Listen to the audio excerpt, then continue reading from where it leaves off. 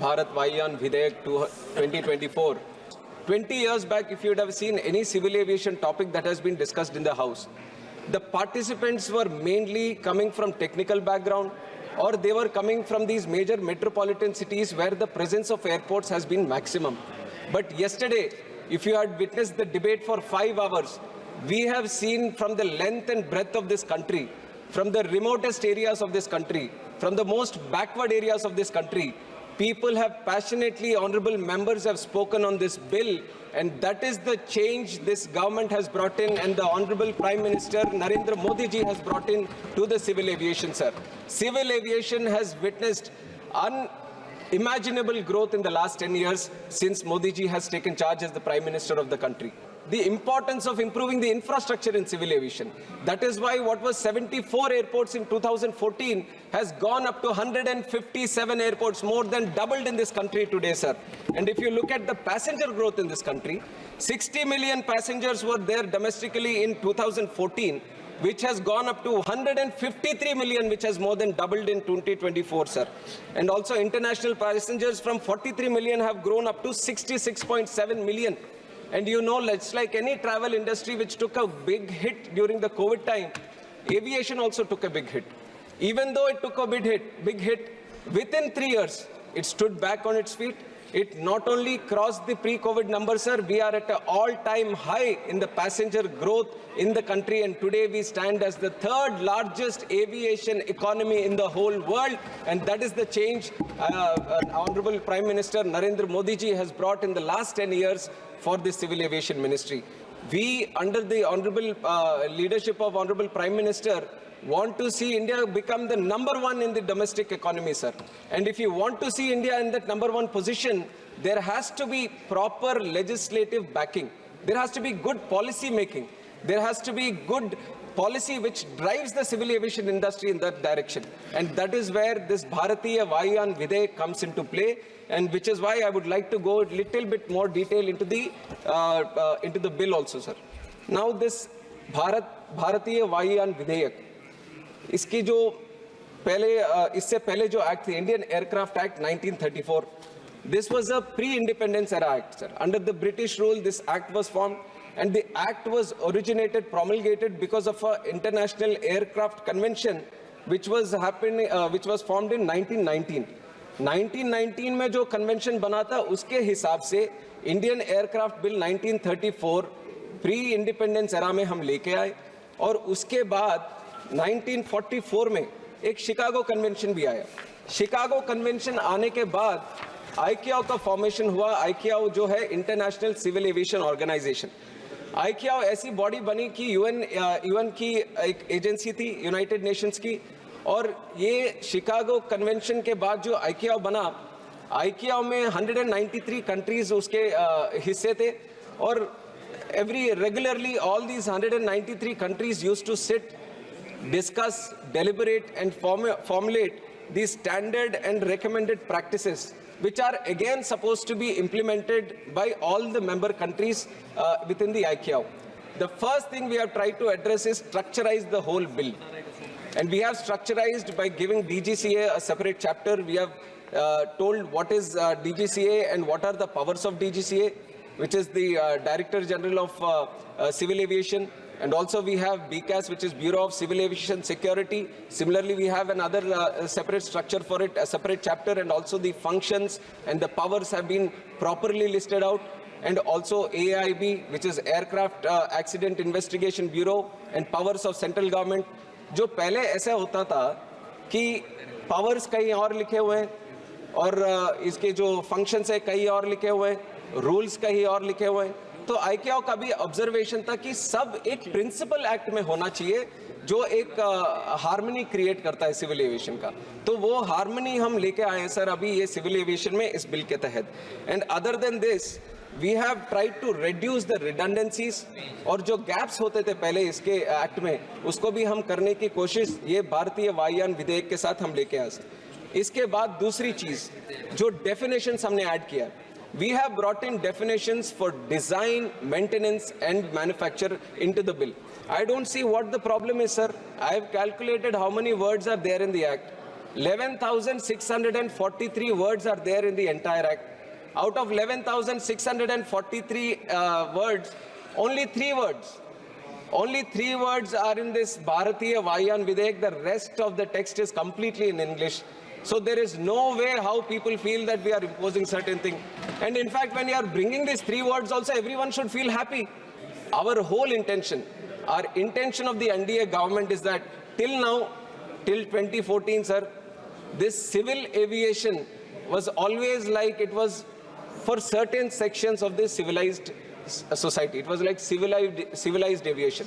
But once Honorable Prime Minister took charge, once Narendra Modi ji has taken charge, civil aviation was considered as civilian aviation, sir, and that is what our commitment is even today also. And to make it civilian aviation, this is a very important point which the ministry is also taking very seriously. And we are trying to ensure that there is no misuse or there is no disadvantage for the passenger here. And especially I would like to mention in the House also, because a lot of people have raised this issue across the benches, sir, and even Speaker sir has also taken cognizance of this. So we are thinking, sir, of setting up an online mechanism to take in grievances from not just the MPs, from also the public. And we'll put up a team in the ministry which is going to specifically look about these issues where they feel undue advantage has been taken or unnecessarily some unreasonable hike has happened in airfares. Whenever there is an issue like this, we're going to create an online system which will take care of the grievances. You can put in your grievances, and with timely response, we are going to address this one, and we are going to make sure that there is no undue advantage that has been taken by the passenger. And this much I want to tell the honorable members of this House, sir. And other than this, one important scheme that has been brought in by Honorable Prime Minister, I would like to mention it to the House again, sir, which is the RCS scheme. RCS Udan scheme was a total game changer for the civil aviation market in the country. And we should all be proud by the great vision Honorable Prime Minister Narendra Modi ji had to create this scheme back in 2016 itself, sir. And I take great pride in talking about this RCS Udan scheme, which is Regional Connectivity Scheme, Ude Desh Ka Aam Nagrik. And I would like to take certain examples. One example is Darbhanga Airport, sir. Darbhanga city is a very historical city. When this was from the Maithili time, it was a very historic and important city. And it had one airstrip there, sir, which was running during 1950 and 1962. After 1962, there was no plane there. It was totally taken away from the civil aviation map of this country.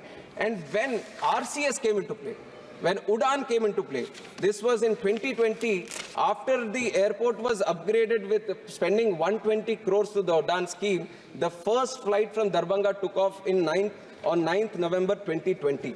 And since then, sir, this was in 2020, the first flight took off. And in the year 2022-23, this was after the COVID also, the airport handled 6 lakh passengers in the whole year, sir. And that was the kind of change the RCS has brought in for this Darbhanga. And Jharsuguda Airport, there was no airport in Western Odisha. And there was a huge interest for all the people from Western Odisha that we should have an airport. Before 2014, before this RCS scheme, there was nothing which was addressing this issue. We are going to, because of the success of this scheme, we are going to improve the scheme, sir. In the coming days, with the help of the central government, we are going to bring in RCS again, because it was a 10-year plan.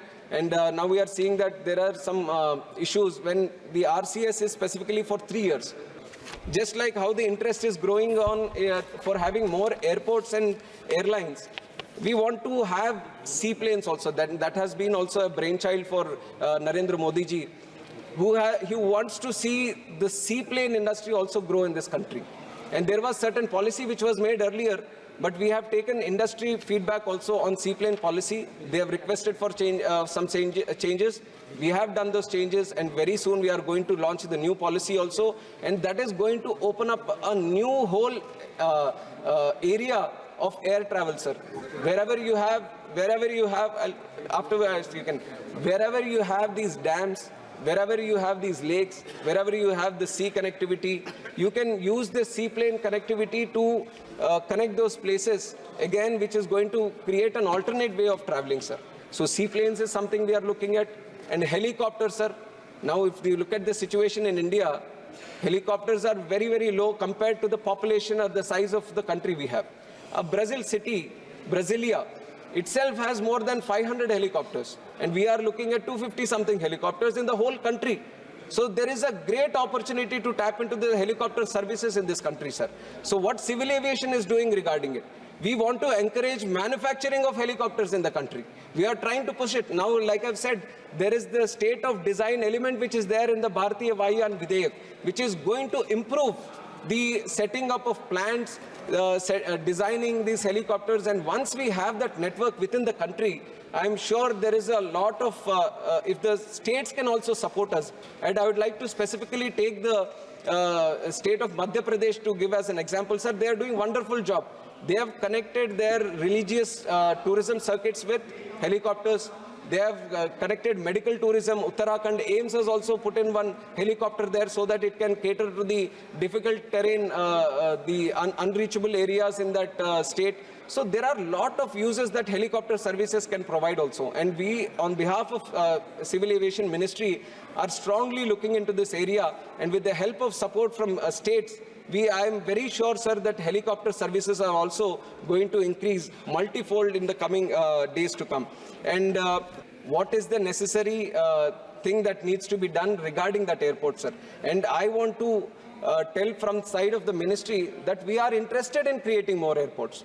We want the infrastructure around airports to increase. And the only challenge, the big challenge that we find today is the availability of land, which is why Saugadda was speaking yesterday, sir, and he was mentioning ये सब ये थोड़ा show off की तरह है कि आपने इतने airport बना दिए, इतने airlines चल रहे हैं, ये show off की बात नहीं है, sir.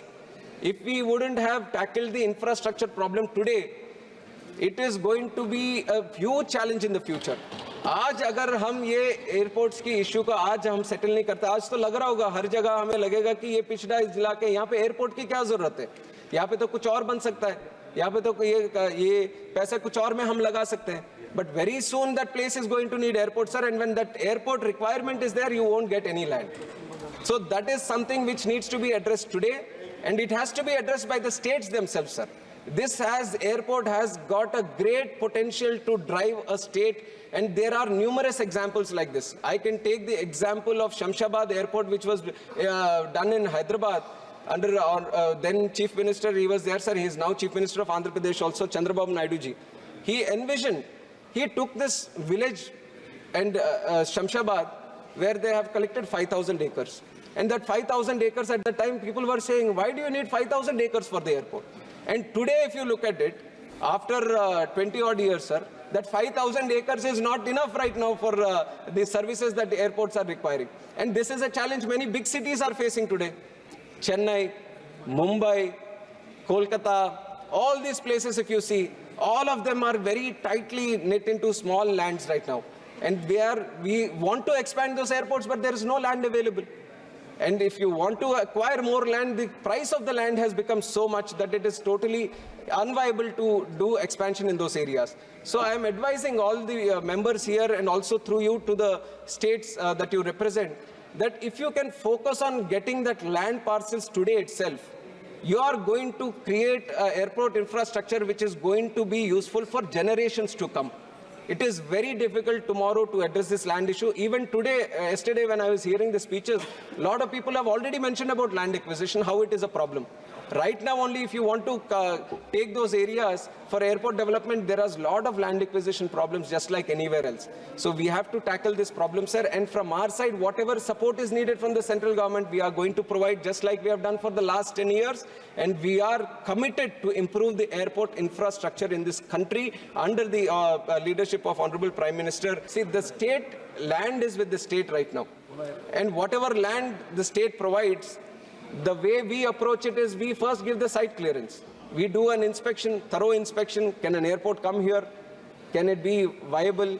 Can the flights land there? Is the site in such a way that can we build a proper runway there for big flights, wide body flights, narrow body flights? So all this survey we do, and we give a site clearance. Once that is done, you go into land acquisition and in principle. So wherever you have a request of a new airport, so if there is a land parcel available or if there is an airstrip available, there has already a lot of research done from the Ministry of Civil Aviation. But in the case there is no update for you, you can hand over to me again a request for that specific place. I will give you a specific update on what that site, the status of that site is. And with the cooperation from the state and central government, I can assure you if everything goes perfectly, then we can very soon build an airport in that place. So Ministry of Civil Aviation doesn't get requests of seats upgrade, sir. We get requests of airports upgradation. We get requests of airport infrastructure upgradation. We get requests of facilities upgradation. So we have taken the level of civil aviation from just recommending for seat upgrade to airports upgrade, sir. And this has only happened because of the vision Honorable Prime Minister Narendra Modi ji had. And that is the commitment we all are showing to the country also. And there is a lot of scope and potential, sir, especially with the MRO industry also. And I have replied in one of the answers, the growth, especially from $2 billion industry in 7 years, we are going to hit $4 billion industry in MROs, which also has a great potential for job creation in this country, sir. So a lot of different sectors in civil aviation are being looked upon, and this Bharatiya Vayan Videyak encapsulates all of them and gives a good direction, and it harmonizes all the SARPs that have been set by ICAO, which is a United Nations agency for civil aviation. And we are globally trying to maintain a top standard where we just don't operate within ourselves, but we set standards for the whole world itself. So we are looking at a very promising sector in civil aviation, sir. And I would like to personally thank Honorable Prime Minister Narendra Modi ji, who has given the responsibility of handling civil aviation at a very young age, sir. I didn't have any expertise on the civil aviation, but he had the confidence on the young member of this country, sir. He has the vision that if it is in the hands of a young minister, then it is definitely going to go very heights. So that is one thing I want to thank Honorable Prime Minister and also our leader, Chandrababu Naidu ji, for giving me the opportunity. And on behalf of me and also our Minister of State, Muralidhar Mohal ji, we are both young ministers here, sir, and we want to do a lot of good things for civil aviation, and we have received the support. Yesterday, people who were speaking from both sides, they've all given a lot of support and they've all encouraged us as young ministers from both sides. So all on behalf of the Ministry of Civil Aviation, I would like to thank all the members from each side, everyone who has shown support to us. And with this kind of support that you are giving to the Civil Aviation Ministry, we are sure that we are going to reach #1 in the domestic aviation market in the whole world. And that is still our commitment. And while I say that is our commitment, we are going to ensure that in whatever we do in this civil aviation ministry, it is going to be addressed as civilian aviation ministry. Civilian is going to be the topmost priority for us, and that we are going to ensure, sir. And for that, this bill plays a very important role, Bharatiya Vayan Videyak.